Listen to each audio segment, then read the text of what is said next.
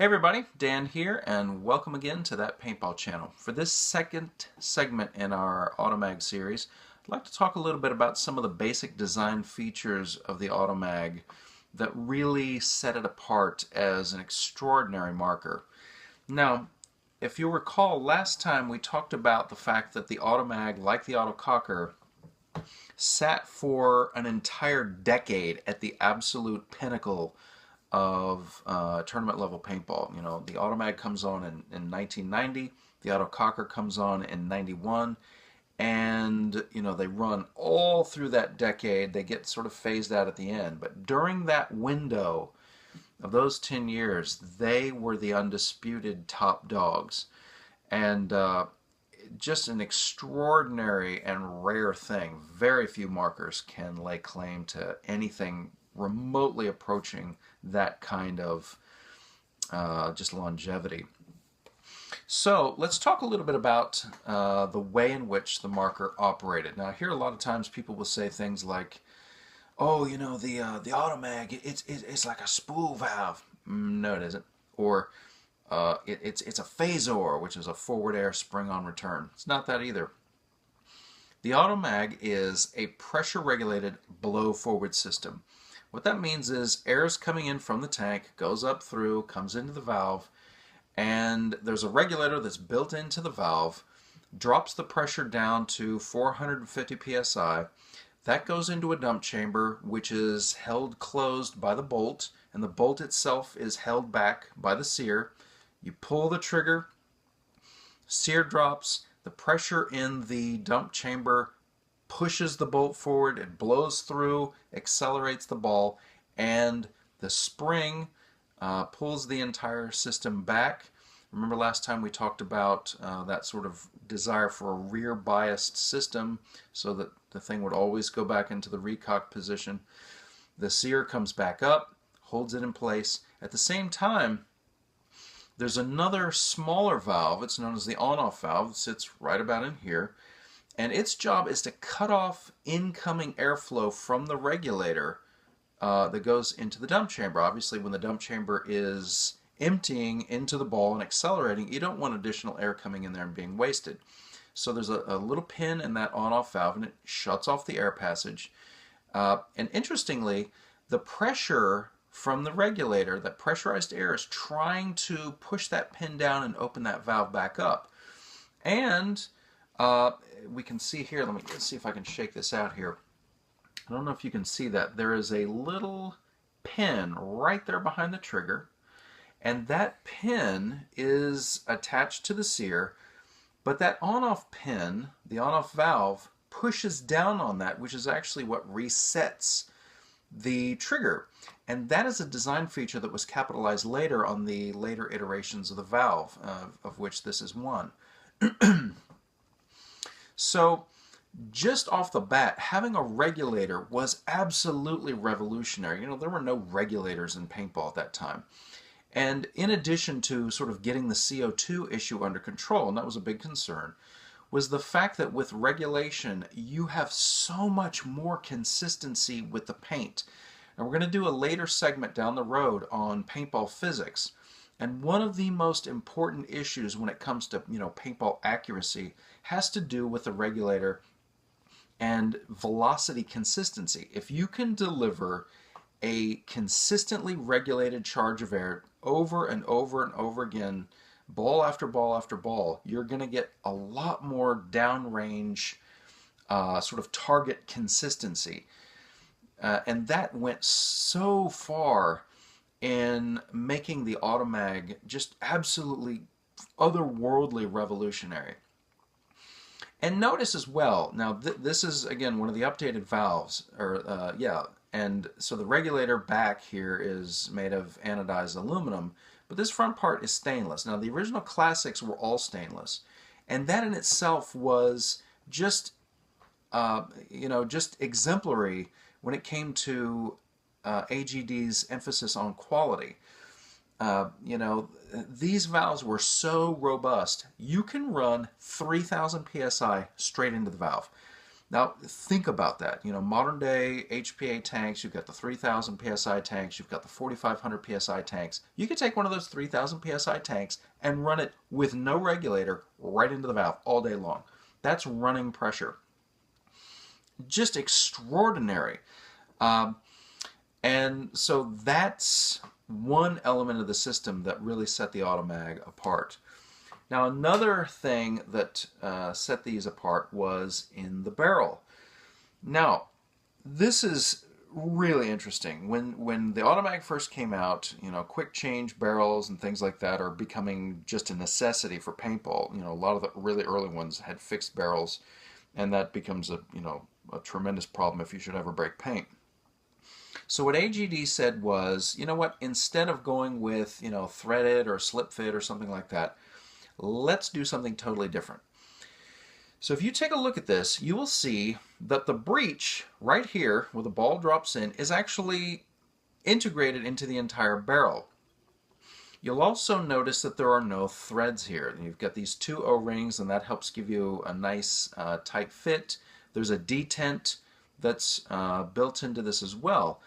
How this worked was, you've got the body, you slip the barrel in, you turn it a quarter turn, and it locks it right into place. You turn it another quarter turn to get it back out.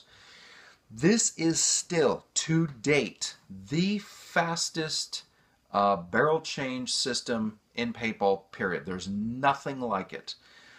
And while it is not perfect, it was revolutionary at the time that it came out. You know, one of the big issues when it comes to barrel removal has to do with breaking paint. You know, it happens. You know, it doesn't matter what kind of system you've got. At some point, you're going to get breaks.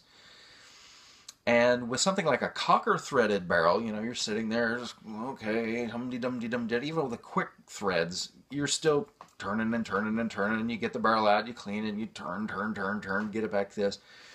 Well, even if you should not do that and you just run a squeegee down, the best you can do is get your barrel clean. You cannot get your breech clean.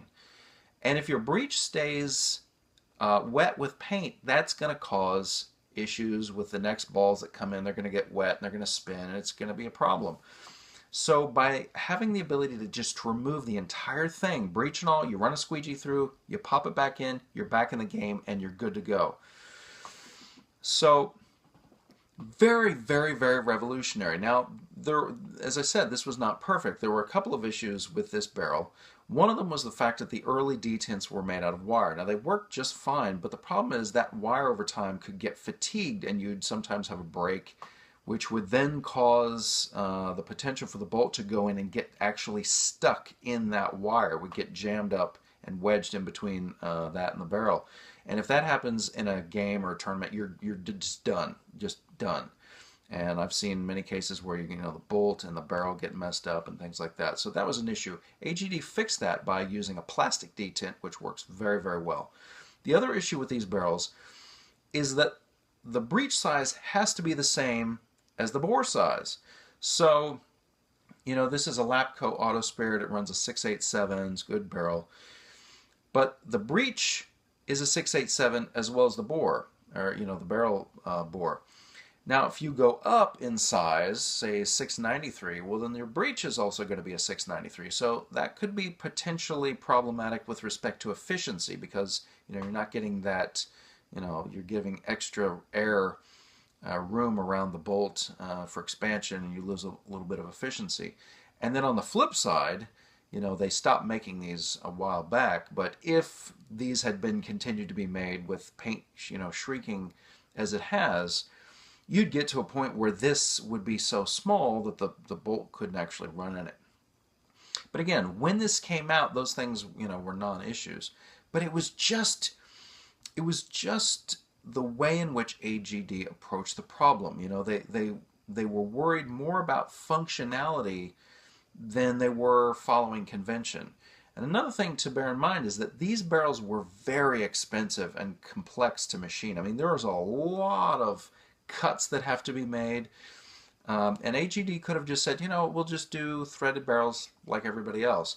But they were willing to put up with that expense and in many ways eat that expense because they would much rather have to deal with, a hassle on their end than for the player to have to deal with a hassle of having a barrel that's difficult to get in and out, and that really can't do the job as well as a completely unified barrel and breech combo. So again, not a perfect system, but absolutely revolutionary. Well, that's the barrel. Let's now take a look at something else, and this has to do with the frame. Now, if you can see this, I'm going to get some light on this. A lot of times people look at these, and you probably viewing this might think, oh, that frame, it's made out of plastic. No. The first AGD frames were made out of pot metal. They came from WGP. They were powder coated. They were fine. But AGD quickly went into making its own frames, and they went carbon fiber. That's right, this is carbon fiber. And I will say that these frames are the absolute toughest frames in paintball, period. There's no frame that's ever been made, ever, that is tougher than this thing. And you think about, carbon fiber now, a lot of companies are doing carbon fiber this, carbon fiber that, and that's fine. But AGD did carbon fiber before anybody did carbon fiber, and they did it in such a way that not a huge deal was made out of it at the time. When these first came out, it's very easy to look at them and say, well, that's plastic, it's going to be kind of cheap. So what AG did was sort of an ad kind of campaign where they would show, they'd have cars hanging from these frames just to show how tough they are. But once that initial sort of public education, public awareness campaign was finished, they didn't talk about it anymore. They didn't make a huge deal about it. They just put them in all the markers. Now think about that. This is a frame that is impossible to break. You can't break this frame. There's nothing you will ever do to this frame that can break it. You can hit it with a sledgehammer, and I mean that literally. You're not going to hurt this thing. You can cut them, but even with a saw, it's going to take work to cut these things. And you think about a modern company coming out with a carbon fiber frame, they would make a huge deal about it. They would act as though this has never been done. They would charge you through the nose for it. And they would never let you hear the end of the fact that this thing is carbon fiber. Well, AGD, again, was willing to put up with that expense and that hassle of producing these things so that the end user didn't have to put up with the hassle of having, a damaged frame. You fall. I mean, think about, there's companies that have issues, you fall and, the frame gets twisted. We've all seen pictures of markers that you take a nosedive, you take a core sample, the frame gets twisted. That's never going to happen with one of these, ever. Not physically possible. So the fact that they would go to that kind of trouble just to produce this is, again, it's just a testament to their emphasis on quality and being less concerned about making money and more concerned about giving a solid product to the end user. Now, another thing that's worthy of note is the body here. Now, if you haven't noticed, this body, like the valve, is made out of stainless steel. Now, this is 304 stainless, very difficult to machine, very expensive, and yet, again, AGD was willing to go through that so that they could give a solid product to the customer. They were much more concerned about giving a robust product into the hands of players so that players didn't have to worry about holding back. With one of these, you as a player could run to your absolute limits and know that, the marker is also going to be able to run to its maximum limits. It's not going to be the thing that's holding you back. When it comes to robustness, reliability, durability, these markers are second to none. Second to none. People talk about Tippmans as being, just sort of paragon of reliability, and they're very reliable. But they are in no way, shape, or form more reliable or robust than the Automag. Almost no moving parts, very, very few seals, And they're made in such a way that even if the seals should go bad, the marker will still almost always function. There have been a few cases where I've been on the field and I'll have catastrophic O-ring failure and I've got, hissing and leaking, but the marker will keep me in the game. I can continue to play until the end of the game. I get off the field, I've actually taken them apart and the O-rings just disintegrate. But the marker is made in such a way that it doesn't rely on absolutely perfect seals in order to function. And that is part of what made the Automag just so attractive to players. And it's really what garnered it such a loyal following, even to this day.